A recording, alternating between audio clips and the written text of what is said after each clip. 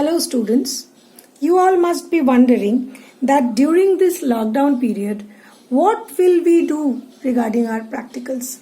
Classes are going on online, but what about the practical classes? So for that, today I am bringing you a small way by which you can practice floral dissection at home. I am using a needle, a scalpel and a hand lens. But if you do not have a needle at home, you can simply use your compass and it will be as good as this needle. So today we are starting to dissect the flower which is belonging to the family Malvaceae and scientific name is Hibiscus rosa sinensis. So let us start. So if we see the flower, we all know that the flower has four whorls.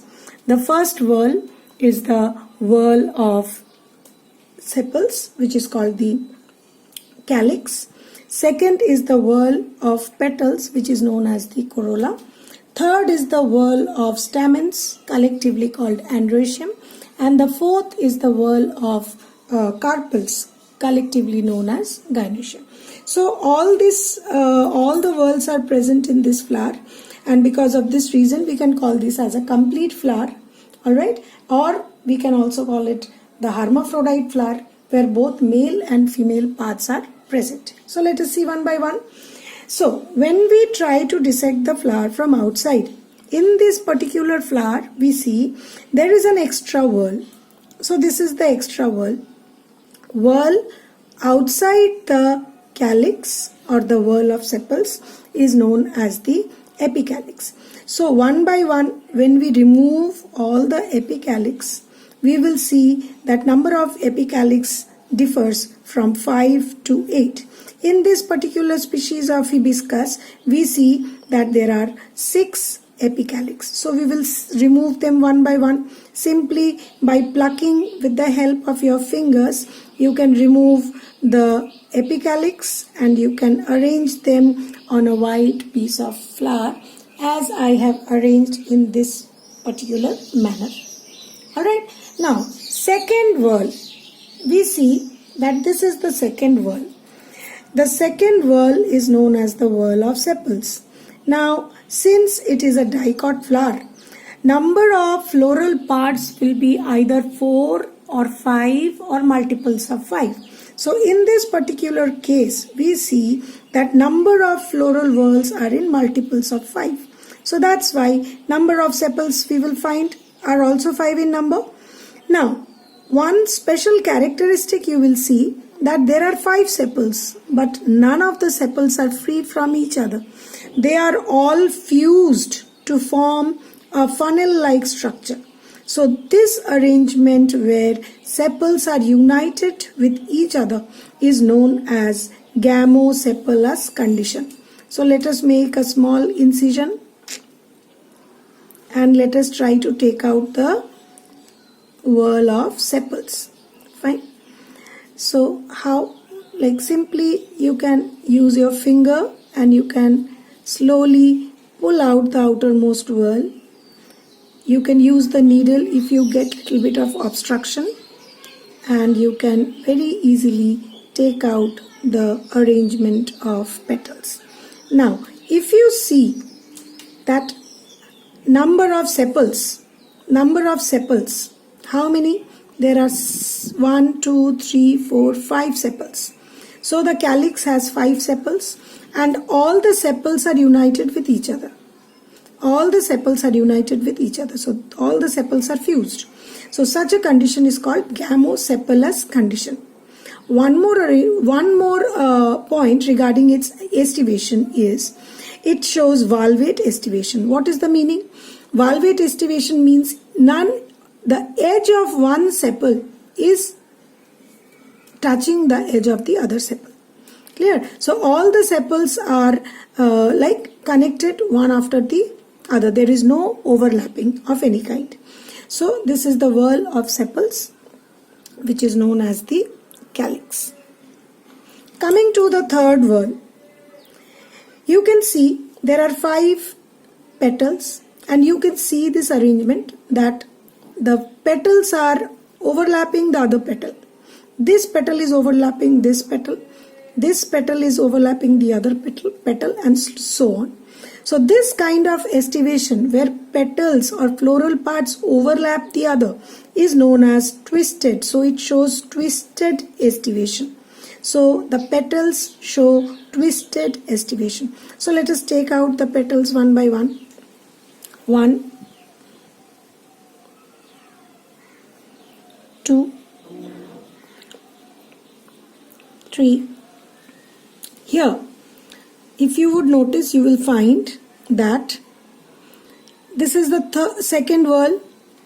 This is the second whorl, corolla. And the third whorl is the whorl of stamens, which is called androecium. Now, in this particular case, you will see that all the stamens are fused together to form one bunch. So this condition is called monadelphous. Fine. And here you can see that the stamens are fused with one another to form a tube. So this tube-like arrangement is called the staminal tube. Now, if you see closely, you will find that the petals are fused with the staminal tube.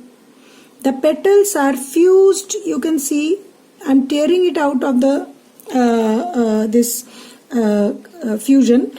That petals are fused with the staminal tube. So such a condition where petals are fused with the staminal tube is known as epipetalous condition. Clear? So in hibiscus we see epipetalous condition. So epipetalous condition, it is termed as the adhesion.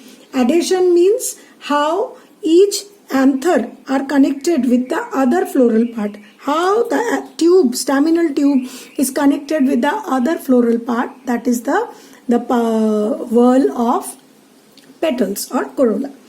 So, coming to the third whorl. Third whorl is the whorl of androecium. I have already told you all the stamens are fused together to form a tube-like structure, and this is forming the staminal tube. So now let us attempt to remove the staminal tube. So we will make an incision, see carefully, and this incision will follow throughout the entire length of the tube, and if we try to remove it, we will see that the tube comes out very easily. You can expose the tube very easily. So the tube comes out very easily. So this is the tube. I'm trying to expose it and I'm trying to take out the innermost whorl, which is the whorl of gynoecium, comprising of stigma, style and ovary.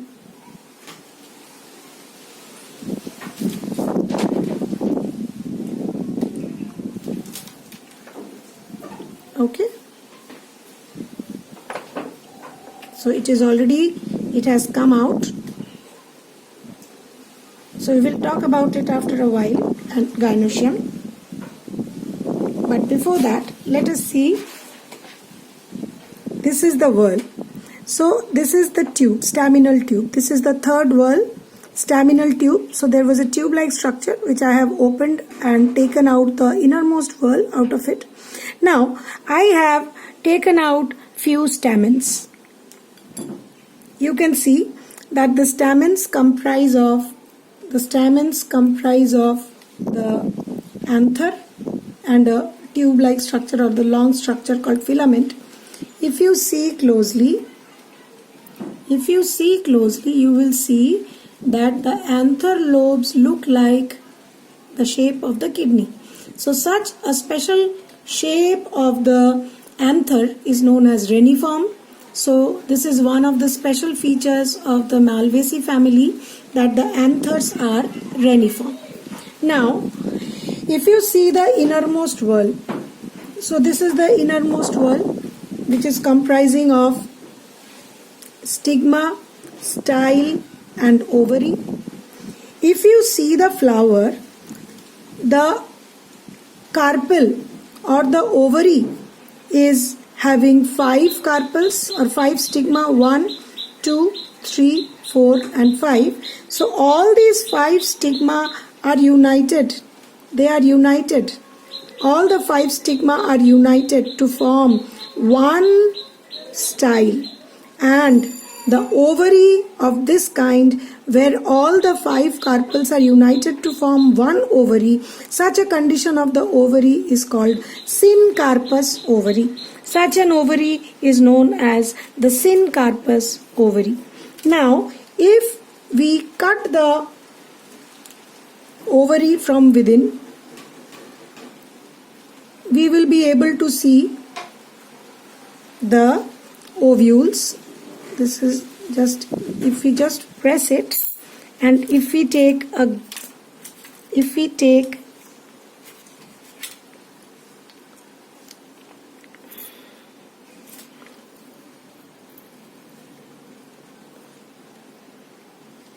few granular ovules can be collected, and I would like to show this to you with the help of, so these are the ovules which can be seen under the microscope, or even with the help of a dissection microscope you can see it very carefully. So this is how the gynoecium looks like.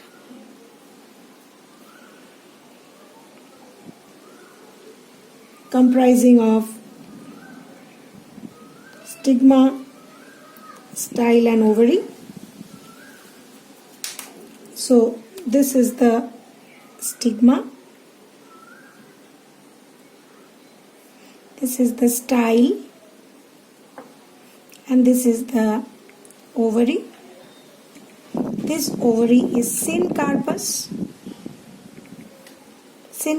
ovary. Why syncarpous? Syncarpous basically means the carpels are fused carpels. And in this case, hibiscus, there are 5 carpels which are fused. This is the staminal tube. And such an arrangement where all the stamens are fused to form one bunch is known as monadelphous condition. I hope you will find many hibiscus flowers nearby, and with which you can perform the experiment even at your home. Thank you so much.